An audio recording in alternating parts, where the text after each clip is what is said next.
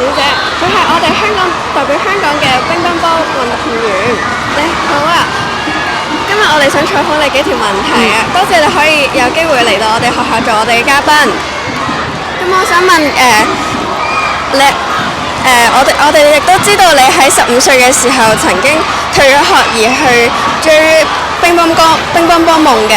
咁我想問係有啲咩決心可以令到你去做呢個決定呢？咁首先啦，即係我自己係由細到大都好中意打乒乓波啦。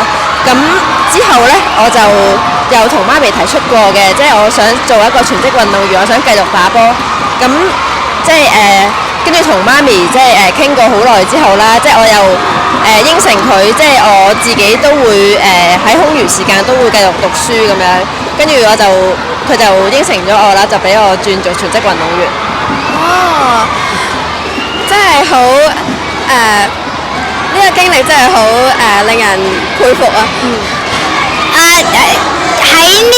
喺呢個通往成功嘅路上面，你有冇遇到過任何困難呢？你又係點樣面對佢哋嘅呢？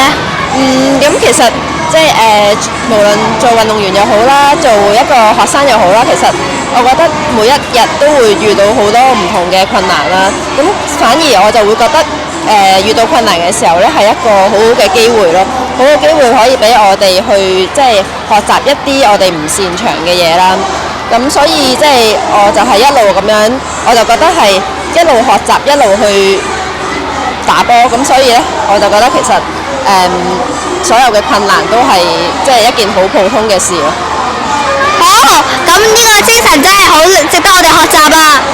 好，晴姐姐，我想問打乒乓波有啲咩嘢技巧？可唔可以教下我哋啲同學啊？咁首先我覺得打乒乓波一定要堅持咁樣每日練習啦，因為其實即係我有時都會覺得每日重複做一樣嘢，其實係有時會係好悶嘅。咁但係當你覺得感覺自己每一日都喺度進步緊，跟住又可以即係代表香港參加比賽嘅時候呢，即係我就會覺得好開心咯，同埋好自豪。最後，我想問你有啲咩嘢説話想同我哋同學講，勉勵下我哋啲同學。